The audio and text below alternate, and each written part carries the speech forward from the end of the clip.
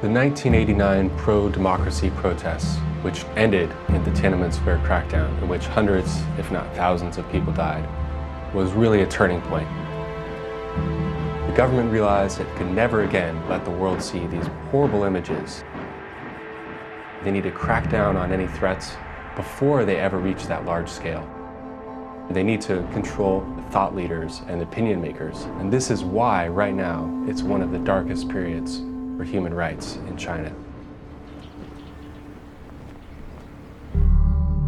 I start my job in January of 2014. It's a time of great peril. There's crackdowns on lawyers, there's crackdowns on civil society organizations, ethnic minorities, people detained without access to lawyers, people being tortured, forced to confess on national television. Pu Zhiqiang, one of China's most famous free speech lawyers, is put in detention after meeting with 15 people in a private room to discuss the Tiananmen Square crackdown. He was facing a possible 8-year sentence. So I start doing many press interviews and TV interviews. There's a crackdown going on right now in China. Social media, calling Amnesty members from around the world to take action. As the months roll by, I continue to keep in touch with my contacts on the ground.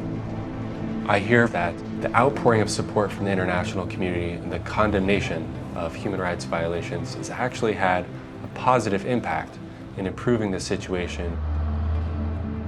The more exposure I'm able to bring to these important issues, the more Chinese citizens will be able to enjoy their basic human rights, because China isn't impervious to the world's public opinion.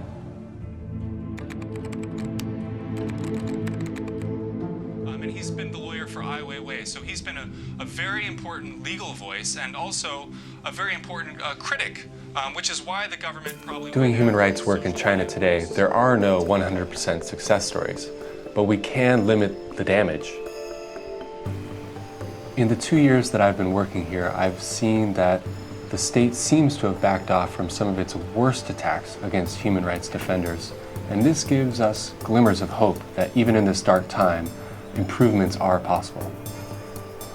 China wants to be known as a country that is taking human rights seriously. That's why it's very important that people know that their voice can make a difference. A letter, a campaign, these can change people's lives and help improve the situation in China right now.